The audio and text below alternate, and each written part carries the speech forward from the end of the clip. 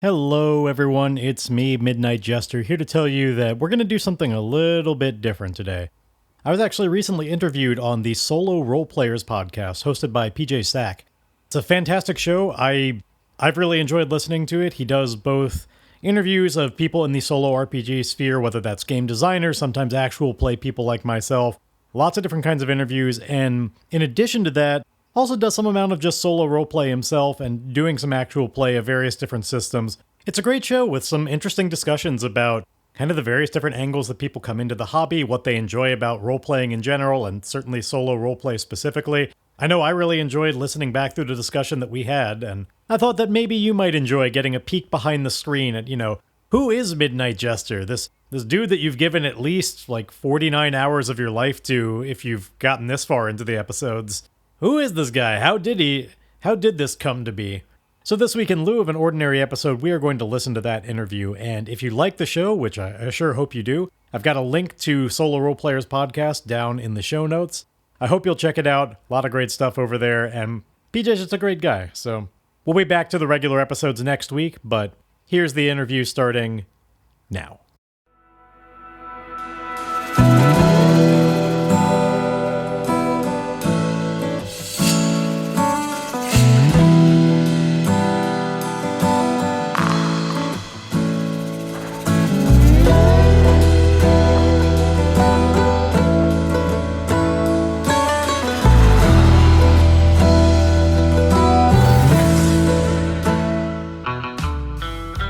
Hello and welcome to the Solo Roleplayers Podcast. Today on the show, I have another fantastic guest, and a guest who makes another actual play podcast. And it's been a little while since I've had another actual play podcaster on the show. From the fantastic Starforge show Left Behind, MidnightJester, welcome to the Solo Roleplayers Podcast. Definitely glad to be here. It's excellent to see you here on the show. I've been really enjoying a lot of Starforged content of late, and it's been making me itch to get back to Starforged. But yours is one of the newest actual play podcasts that I come across in general, let alone Starforged content. And I want to talk to you a bit about how you got into solo roleplay, how you got into Starforged. But first, as always, there is always a story. How did you discover RPGs at all? So it's kind of all intertwined in a way and a little bit multifaceted. As far as like RPGs specifically, it wasn't any one big moment. It was a lot of little moments at first that eventually added up. So this goes back, like I've been doing it for many, many years now. The earliest that's at all associated with RPGs would be like about like the age of 10, I would say. And I'm 37 now, so it's been quite a while. But first exposure would have been, I went to a summer camp every summer, and among many other things, one of the things that happened there was the counselor for our bunk this one year, he brought in a bunch of D&D books. I have no idea what edition. I would have been way too out of the loop to have any concept of even editions of an RPG at the time. That would have meant nothing to me. And I didn't even learn it then. Like, I do not consider D&D my first RPG experiences, like certainly not the first game I played. But he brought in these books that I found so intriguing. In particular, he had some like arms and equipment guide or something. I have no idea what book that was specifically, but I just remember all of these like hand sketches of all of these different types of swords and pieces of armor and stuff. And mind you, at that point, like my level of understanding of weapons was like Ninja Turtles. Like I thought about like a sword, not like a bastard sword versus a falchion or a scimitar or any of that. Like this was a level of detail and like depiction that alone was probably intriguing to me. And like he started making characters with some of the other people in the bunk. I was, to my memory, not one of them. I don't think he ever made a character with me. I just kind of watched from afar and was fascinated by this idea. No real idea what was going on. It wasn't him that actually taught me anything, as it turned out.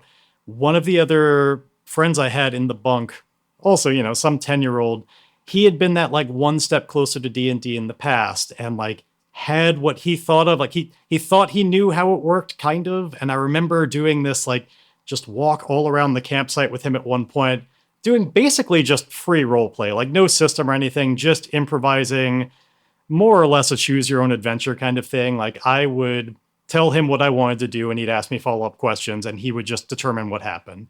No system, neither of us really knew exactly how D&D worked, and no concept of like a D20, nothing like that.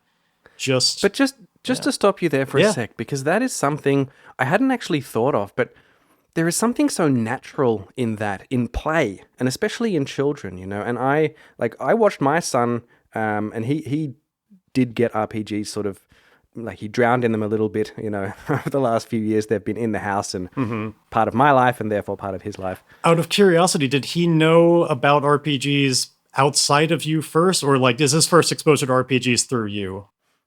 That's a good question. It's probably a bit of a mix. I mean, we played a lot of board games.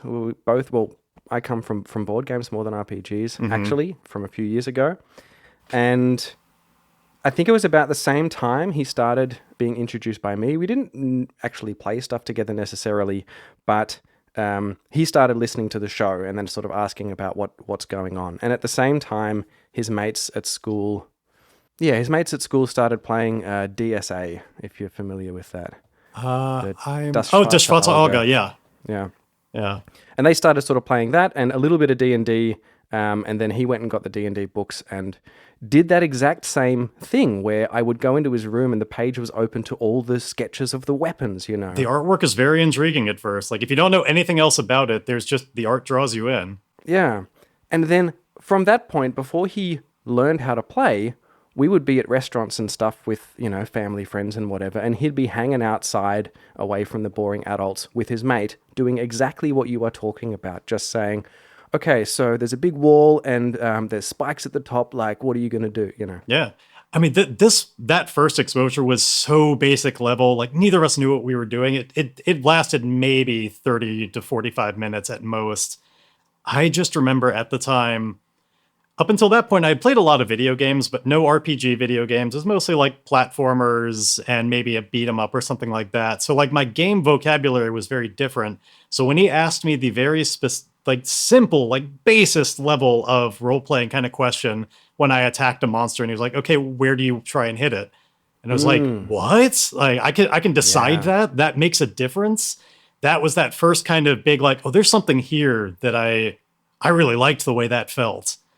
And like that was the first just kind of the agency of it really drew me in, even though it was at this point, like that's so low rent that's the tiniest little amount of agency. Like it, but that first little glimpse of it was what drew me in first. In saying that though, that tiny amount of agency back in the day, you and I are the same age. I'm 37 as well. Okay. Back in the day, any agency at all, I mean, even the tiny bits of agency that you got in video games felt empowering. Like you remember looking, Ocarina of Time or whatever, and you could see Death Mountain over in the distance. You're like, I can actually go there. You know? I did used to think that it was one of the coolest things about that game that you didn't have to do them in the order, forest, then fire. Like the first time that I went to fire first or something, and I was like, ooh, you respect, like I was able to break the flow like that. That was really, I'm glad they validated that. But I think Breath of the Wild changed that, but that's a whole other podcast. Right, and way later. Yeah, but I think that agency, like it was the illusion of agency, right? Like, yeah, you could choose sort of which way to go, but when you got to the fence, there was one way to get over the fence. And if you didn't have the item that you needed to get from the, whatever. They're still the one dictating what verbs you really have. Exactly. And so therefore I can really see, even though you say it wasn't really any agency that you had in this role playing that you were doing, still compared to what else was available at the time, which was books, choose your own adventure, maybe, and video games from the 90s, like that's a huge amount of agency. And you can actually think, is there a creative way or a cool way that I can get around this problem? Yeah, and similarly, I know I had read at least a choose your own adventure book up until that point. So like there's kind of a framework for that, but as you just said, like your choices are very, very limited. It's this, or it's not really respecting a level of detail to you making choices. It's what exact version of this story would I like to read today? Exactly. Yeah. And more often than not, you just end up flipping back and, just getting through the whole content anyway, which was still exciting. Actually, just recently, a friend, it was just a vehicle to give me a bookmark he wanted to give as a gift, but he gave a choose your own adventure book with it that I did successfully never turn back along the way. It was a very dissatisfying book. I didn't die very quickly, but it was just just not a very interesting story being told, but I at least did successfully commit to, there's no going back. If I make a decision, that's my story. Yeah. Yeah, that's interesting. That's actually something I changed on over the years. As a kid, I used to constantly save scum and reload things, like I played Fallout 2 so many times, and I would always go down to this one place and pickpocket this one guy that I knew I could get a particular weapon from, and I would just, it was almost impossible to do. It would just be save, load, save, load, save, Kind of skipping. But then it changed. I think kind of skipping ahead a bit in RPGs, that might be related to kind of the longer you play, the more you realize it's the failures and the partial successes are the most interesting thing. So like if you do the save thing and keep save scumming, like, yeah, you'll have good success, but was that the most interesting version of the story? Yeah, that's it. And that is a key point. It is learning. I mean, it's not the same for everyone, I guess, but certainly the way I've played games over the years and moving from video games into board games into RPGs, how much that story is the interesting thing to me now. Yeah. So D&D wasn't indeed the first one for me. Like that was the first kind of exposure, like almost like the inoculation to RPGs was through witnessing D&D kind of. But it would be a few more years before I'd say like I played an RPG for the first time. That would have come in middle school for me. And it was, again, I had a classmate whose brother played a lot of, had an older brother, kind of almost like a classic on-ramp to this sort of thing. Friend who had an older brother that ran games, and the game at the time, this was World of Darkness, and this would have been like 1999 or 2000, so like prime time for this is what World of Darkness was for. Was that this would have been shortly after like the first Matrix came out and movies like Dark City, like so ready to just view this kind of urban fantasy sort of lens on, like, you wanted it to be just a little bit of gunplay and darkness. And so he introduced me to this game, Werewolf the Apocalypse, and I still have visceral kind of feelings every time I see the cover with the like cardboard claw mark cut out, all of that. Like, this is the first time I truly played an RPG. And even then, it was really from a distance. Like, I knew about as little as necessary to just play, because the story intrigued me. At the time, I didn't really care about the mechanics at all. I don't remember making a character so much as they would ask a few questions and like kind of assemble a character for me out of what I said. And then in playing as well, the same sort of thing. Like, I just focused on what I wanted to do. I had no concept at all for what the dice result meant. Like they would tell me like, okay, you rolled that, so, or you do that, so why don't you add up, your these two numbers on your sheet? You've got it in front of you. Count the number of dots, add them up, roll that many dice. And I would do that, but I'd hear them say words like botch or success, but like I didn't know how it actually worked. I just knew I was able to play in that little playground. Yeah, I guess importantly, though, it doesn't actually really matter, right? Certainly not at that stage, yeah. I was still able to engage with the narrative at the same level. And I think that's probably a good thing to remember. Again, there are many ways to play games, and how you want to play them is how you play them, and that's great. But it's maybe not a bad thing to keep in mind and remember that the story that comes out, and especially if you're trying to guide someone else or get someone else into the hobby, which I see a lot of people talk about online. I've got my partner or my mum or whatever. Yeah. Not to get bogged down in those mechanics, because for that person, the interesting thing, at least initially, might well be that freedom and that freedom to make choice, and then they don't even need to know the mechanics. You just say, okay, what do you want to do? Yeah. Roll those dice, that one and that one, the pink one and the blue one, and then say, well, you do it, but there's some complication, describe what happens. And that's, at its core, that goes back to exactly what you were doing as a 10-year-old out on camp, and that's a really, really great thing to remember if you do want to get people into the hobby and try and show them what an RPG is when people constantly ask you, what is this thing you're doing all the time? Oh, very much so. I mean, it's mostly noteworthy because it's so opposite of how I feel now. Like, I love mechanics now. I am all about system matters. I have so many RPGs, many of them I have no intent to play. I love reading an RPG to see, how does this do it differently? How do we take the same scenario and use mechanics to encourage different types of choices and stories? I love it all. I am way into mechanics. Then it didn't matter. And I definitely agree that when I'm introducing somebody to the hobby or to a game, I try and make the mechanics stand in the way as little as possible. Really drip feed, like just the tiniest amount that you need to get going and let the momentum take over. Introduce things as they're necessary. Yeah. But like for my own personal benefit, like, I'll read an RPG book for pleasure all the time. I love mechanics. Yeah, and that sort of leads into the next thing to talk about, which is the beauty about solo RPG is that you can refine and tune the different quantities of things you like to really craft an experience that you want personally. You don't have another audience to worry about, which is one of the, if not the great thing about this hobby. How did you get from playing the narrative-driven games back in middle school to now discovering and getting into solo RPGs? So certainly there was a large many-year gulf of playing a lot of Dungeons and Dragons, like just playing more RPGs at first, to my editorial level of understanding way too much Dungeons and Dragons. It's a game I'm kind of burned out on. There's nothing wrong with it, but I've explored that space. So I played a lot of RPGs and determined at the very least, like, this is something I really like. I branched out from there and started learning about new systems, and then determined, as I kind of mentioned, like, I enjoy just learning systems. So that kind of led me to participating in that kind of online space, trying to find out in places like the RPG subreddit, places like that, find out what are new games, what are new experiences I haven't had.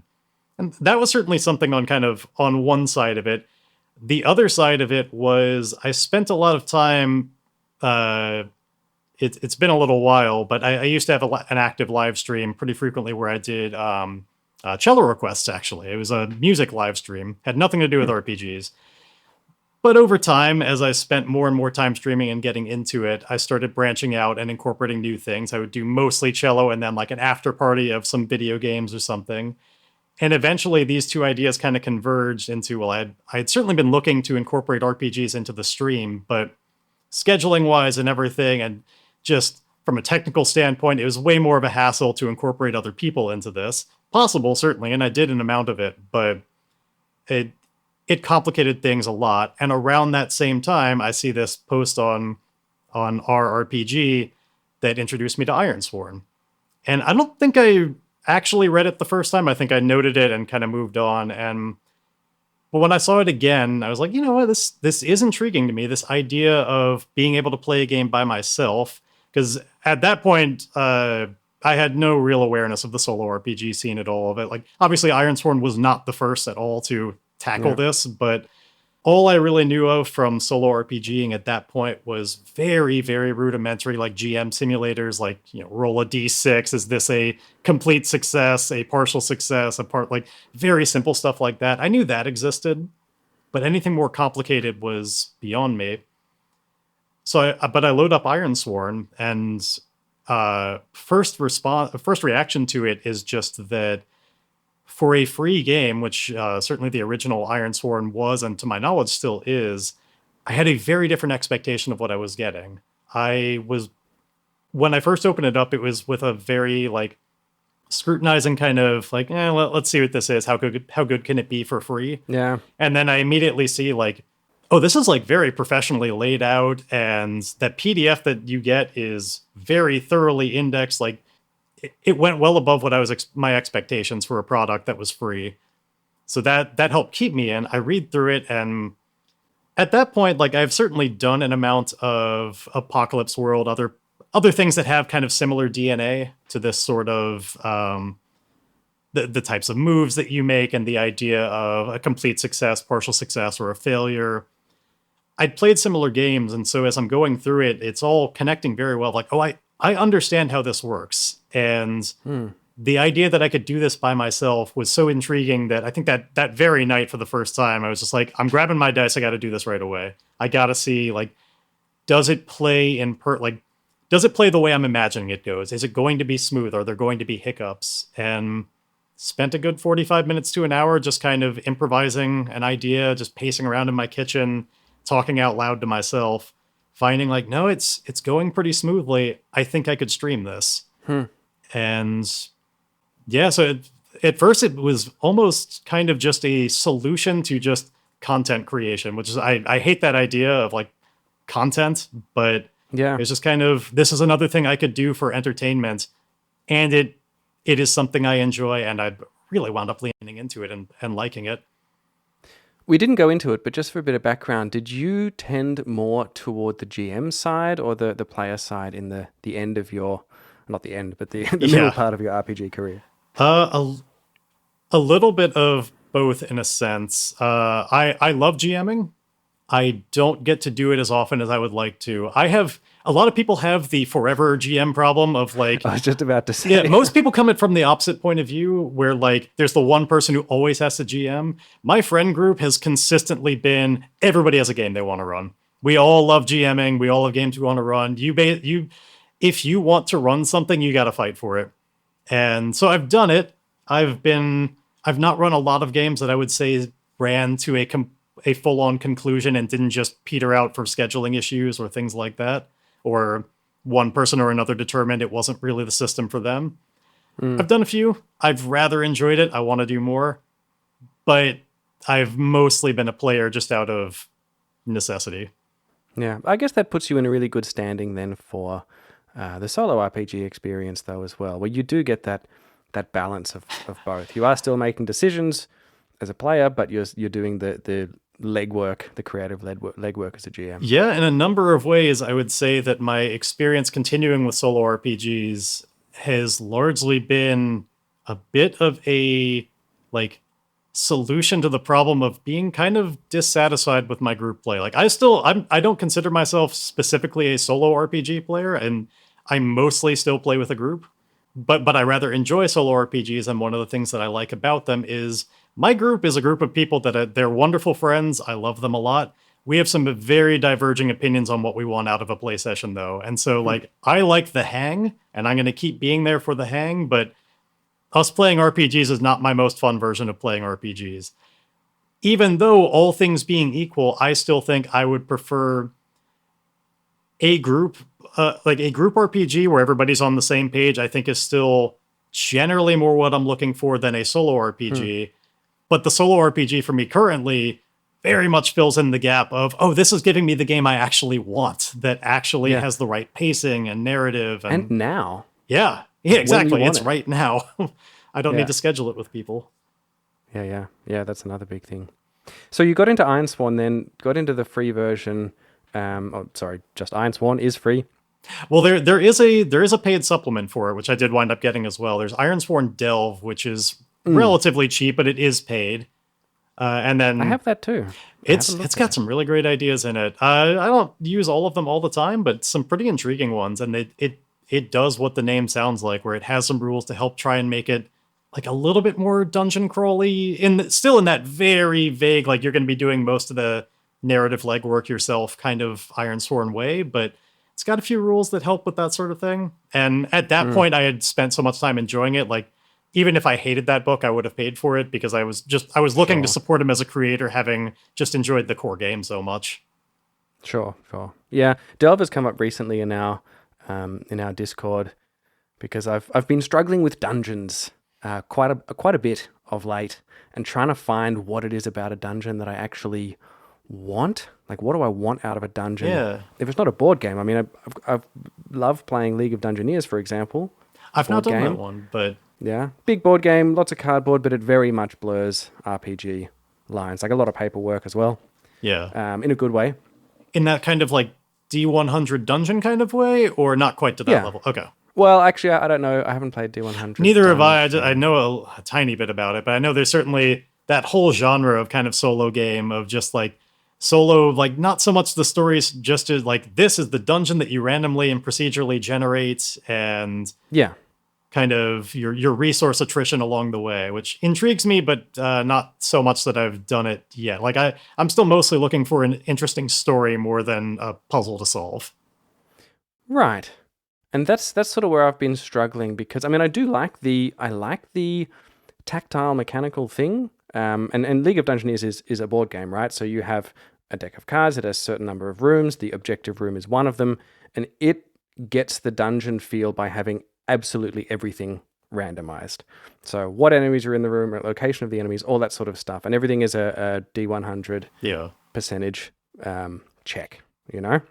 And that's great. That's the moving stuff around. And if I move back here, then he won't be able to reach me. And then she can go in there. And, like that stuff is all fun too. Right, yeah. When I'm doing solo, like pen and paper, note takey, or recording is actually where I'm more struggling with the dungeon stuff, is trying to find what actually it is that I want. And so Delve did come up just yesterday in our Patreon Discord as a possible thing to look at. Do you feel like the struggle is somewhat is the struggle that things like keeping it interesting and things being too much the same, or like could you elaborate on what is the struggle you've been finding with it?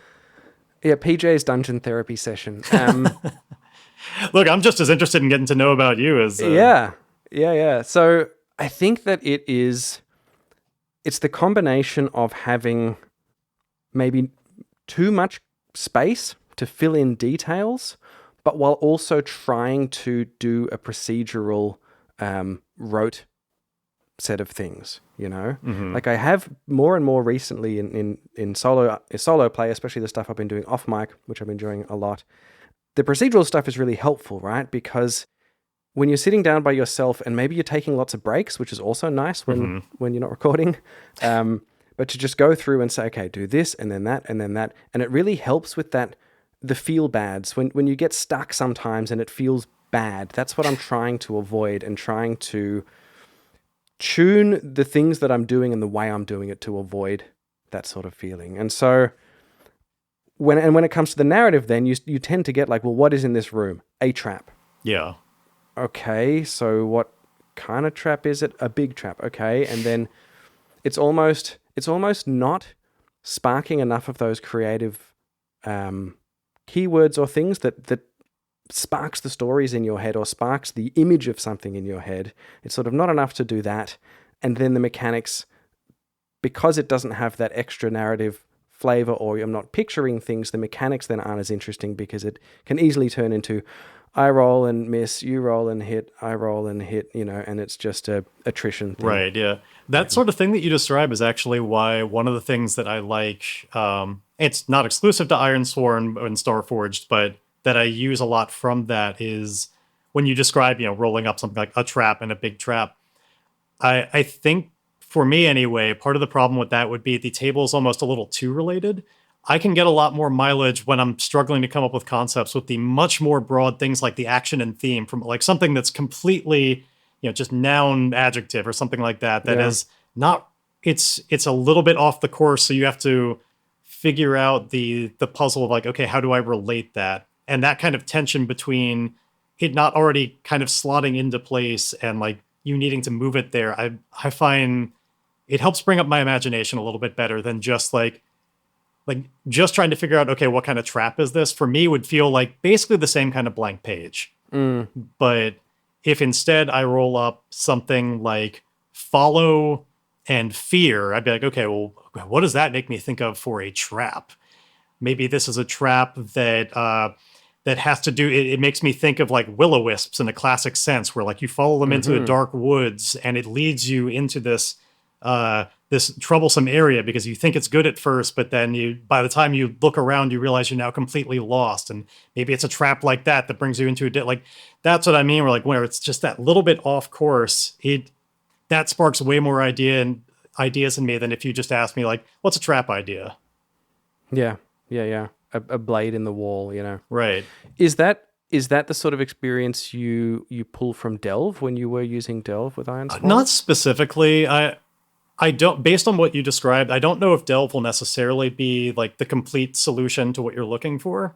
It might, but yeah, I mean, the first thing is that I know what I'm looking for. That's always right. Yeah. Right? Like it'll have procedures, but largely in that same way, like dungeoneering in Delve is kind of on the same level of detail as something like when you're doing like an expedition in Starforged.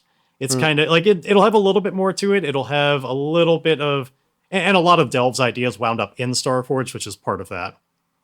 Interesting. Let's talk about that in a sec. Yeah. So like you'll have like when you're dungeoneering and using the Delve rules, you'll have like a site, like domain and theme, I think is what they're called, where there'll be times that you're rolling on tables that help inform like, this is the type of room I'm in because this room is more influenced by There's an underwater cavern, so this one's influenced by the stalactites or whatever. It'll have some tables of stuff that might be relevant.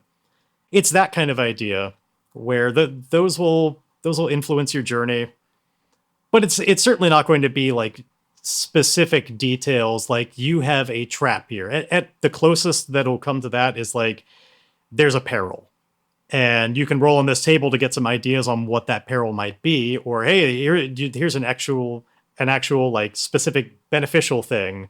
There's stuff like that that'll come up, but it's still very broad strokes and it's still very Starforged in the you're going to have to make a large leap yourself in the creativity. It'll just give you some creativity sparking tools. Yeah. Speaking of Starforged, then were you continually playing Ironsworn then when Starforged came out and you sort of moved on to it, or how did that happen? I don't remember the exact timetable of it. I've basically played the two of those games in 3 main chunks, if you discount my quick little trial version before I streamed it the first time. The first one was right before I started streaming, and I was trying to think of, what is the story I want to tell, doing a little bit of the world building beforehand and not doing it live. I had a couple of ideas on like what's the bigger vow that I want to go for. And I had one kind of relatively generic fantasy one in mind that was like, okay. But then it hit me at one point as I was thinking of it, what does this game do? What does it push you towards? And I realized like, okay, this is a game that wants you to kind of wander from place to place. Certainly if you're doing it solo, presumably on your own, maybe with some companions or something, solving people's problems or your own problems. But this works very well for kind of a lone wanderer, maybe getting into some scrapes every once in a while. And when I kind of put it out like that, I realized that actually fits very well without changing anything to another genre I really like, which is Wild West stuff and Weird West. Like if you have a little bit of magic in there. So the very first game I did, I was, I suppose, technically hacking the rules, but barely. All I was doing was really changing the coat of paint on top. I didn't change any mechanics. I just recognized that, if I'm making a ranged attack, it'll work with the same principles, but instead of a bow and arrow, it's maybe a gun. It can deal the same kind of damage. That doesn't matter in a game like Ironsworn. It's just how much narrative effect is it having. Yeah, sure. And so I did a first game that was relatively short-lived just because I was still learning the system and kind of died relatively quickly. I was a little too hard on myself. But did a YouTube series of that was in the Weird West that was solo. Took a long break, did some other things. Eventually did a co-op game with my girlfriend at the time that was a lot more just the standard Ironsworn assumptions. Mm-hmm. That one ran longer and was interesting to kind of do a co-op experience, which I had up until that point never done. Then a long gap. I don't remember if Starforged came out while we were doing that or maybe afterwards, but there was certainly a long gap between that series of videos and now, like many years. Like I read Starforged a long time ago and did a tiny bit that I didn't record, but I learned very quickly that even though I'm having a lot of fun with the game, if I don't have a recording or some kind of idea that there's an audience that could even potentially be watching, I stopped doing it pretty quickly because it's hard work. Yeah. Like it's hard to find that motivation to like, I am going to do this specifically right now. Like it's very rare that I'm going to do that. But if I have the understanding that I need to make one of these once a week because even one person is listening to it, even if they don't, like as long as I think that way, then I'll make one once a week and I'll actually have fun, which is good. Like I'm looking to have fun, but I need to trick myself into having fun. This is my exact experience of everything I've ever done creatively. But yeah, it's like that's why I record it is like, yeah, audience is nice. And I hope as many people listen to it as possible. Like I love the feedback and I love knowing that people are hearing it, but it's really just a trick to make sure that I play the game. Yeah. And then talk to me about Left Behind, because I came across Left Behind.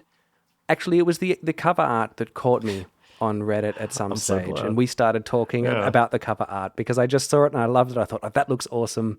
That's something I'm into. I could already get sort of an aesthetic feel, or at least felt like I hoped I could get an aesthetic feel for what the show would be like looking at that cover. Yeah, that was my hope anyway.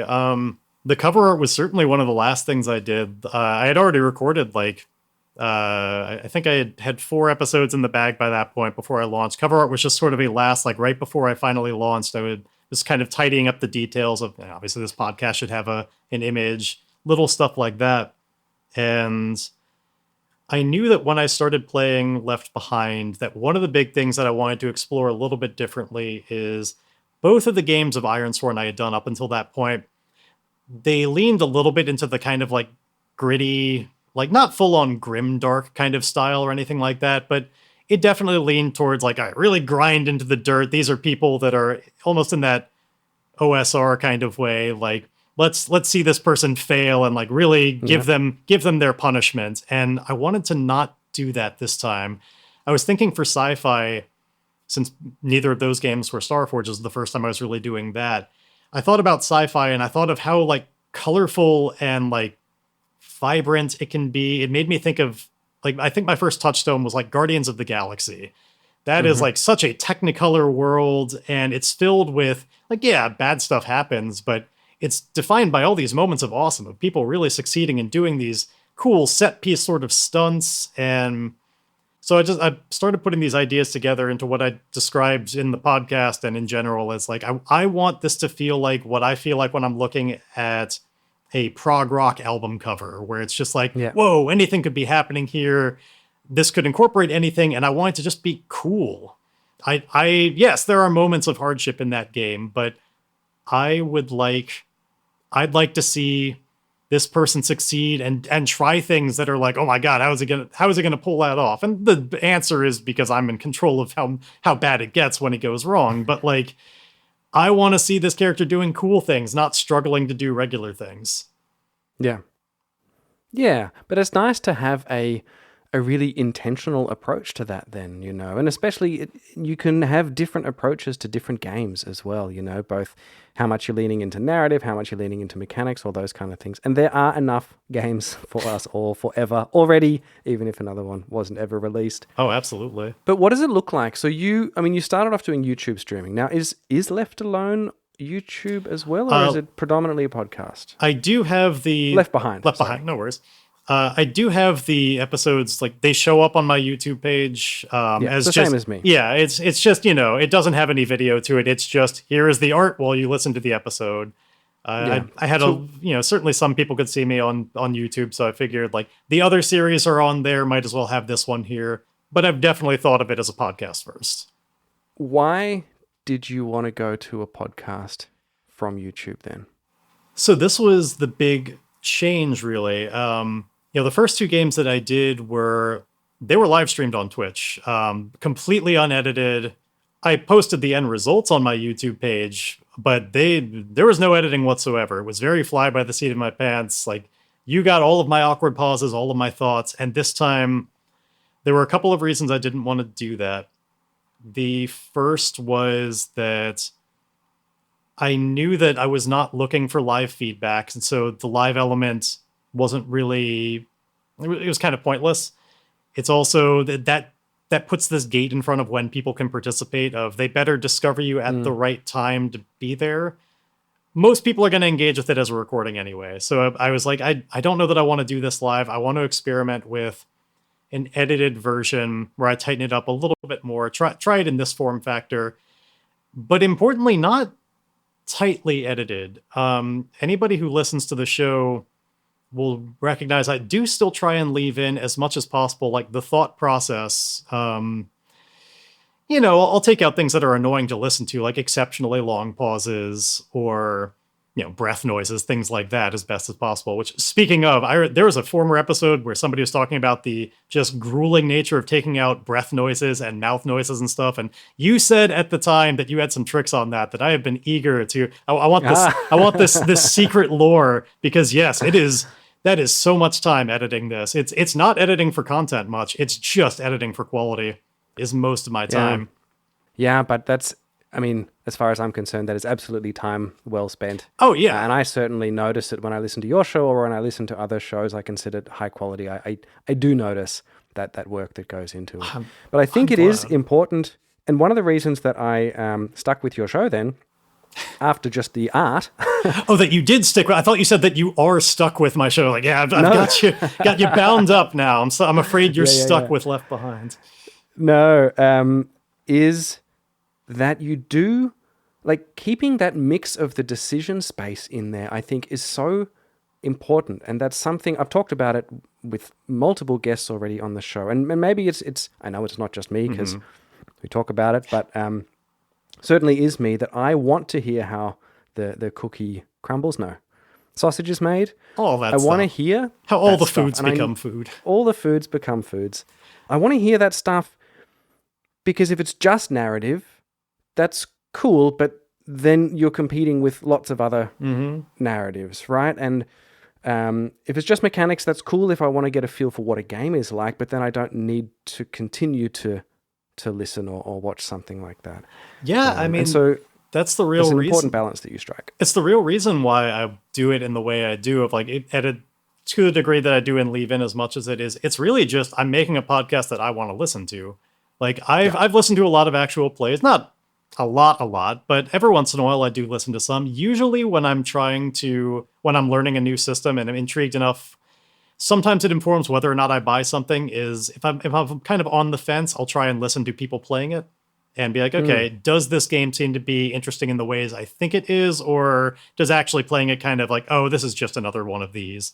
So I listen to actual plays in that way, and what I've wound up determining over time is that, yeah, like I'm most interested in seeing like how does this actually play.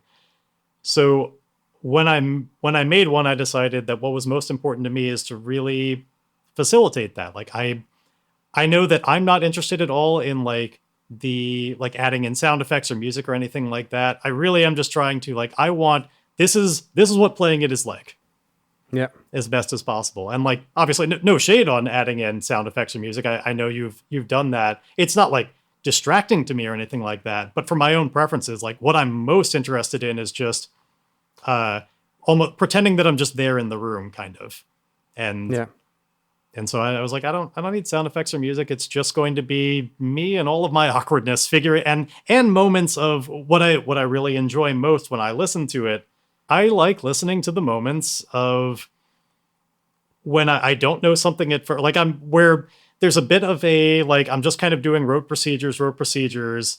And then when something finally hits me of, oh, I know how to make this idea to connect to this one in a really cool way that's going to make a great visual. Like, now I know what I'm doing. And like, I try to leave in the journey to get to that point.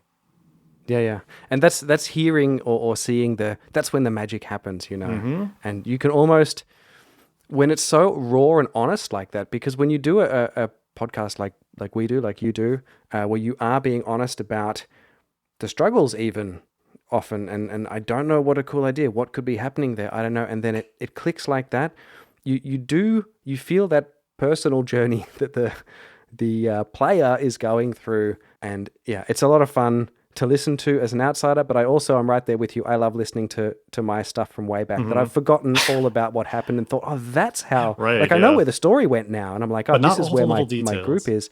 But I listen back and I'm like, oh, that's where that idea came from. That's really, really cool. I think it's also important for like, every once in a while I'll talk to somebody like my girlfriend now. I introduced her a little bit to Starforge. Like we had a little side thing where we made our sector, and it came out of like, I would talk about this solo thing that I do, and she's played RPGs, but definitely never any solo stuff, and really didn't understand like how does this work? Like, how do you do this for yourself in a way that is surprising? Like, really didn't understand the core concepts. And I feel like leaving in that kind of moment of representing like, this is the experience of playing a solo RPG, is this not really having it, and then these sudden surges of aha, that like I want to represent that to really show you like, this is why you might enjoy playing a solo RPG.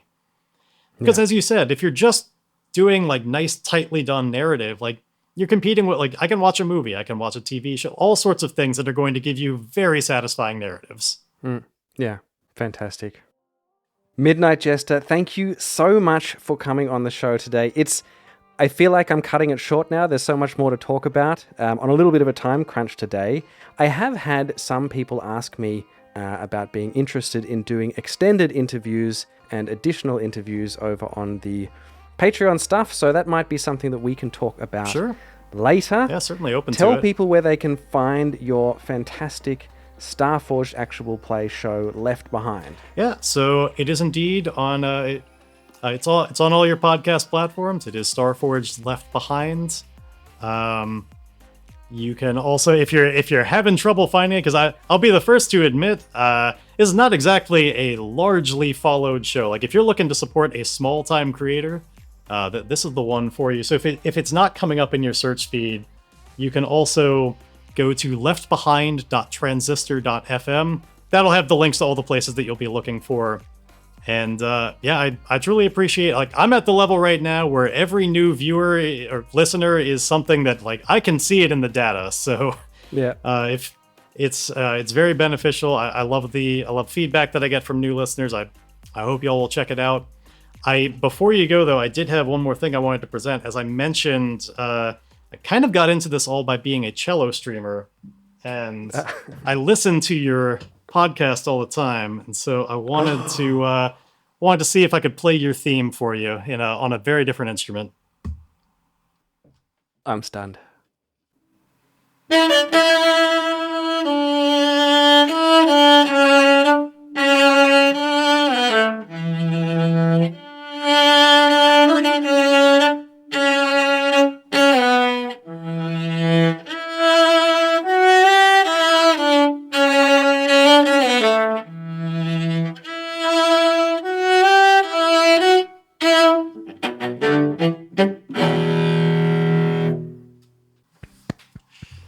Obviously, a little bit adapted to be able to do it on one instrument rather than a few. Single instrument, yeah, with only 4 strings. Yeah, exactly. That absolutely made my week.